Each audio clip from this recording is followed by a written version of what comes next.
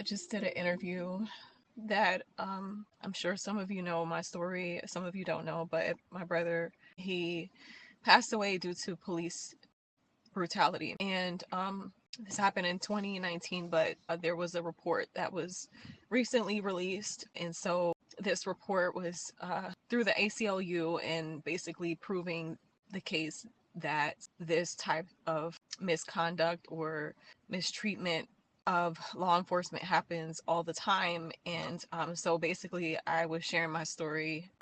It's never easy. I seen this meme where it said that some people get buried alive with the ones who are no longer here because they choose to grieve for the rest of their life. And I choose not to. It's hard sometimes, but I just want to encourage anyone who has experienced grief or is going through that, that there's still life after that and that you can recover and you can still live, but you have to choose to live.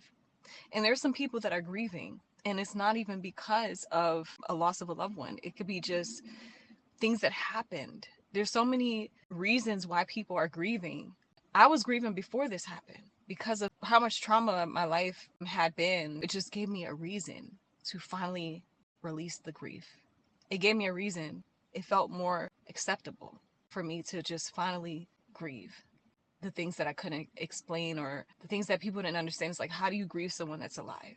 There's people that have their family members or mothers or fathers that are physically here, but they were never emotionally present.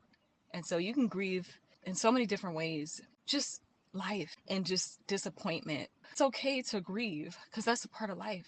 The Bible talks about there's a time to weep, there's a time to mourn, there's a time for joy, there's a time for all different types of things. And that's just how it is. But you have to make a decision. You have to choose to live.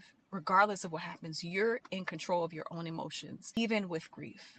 As much as you feel like you don't control that feeling, you can choose. You have the power.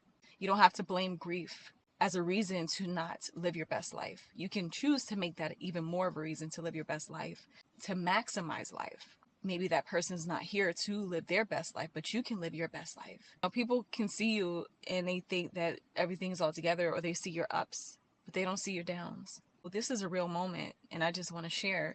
In this moment, I was sad, I was crying, but I have to remind myself. The Bible talks about this, that you got to remind yourself and encourage yourself that you have things to be hopeful for, even if you haven't accomplished them yet, that you're going after it, that you're still here to accomplish them.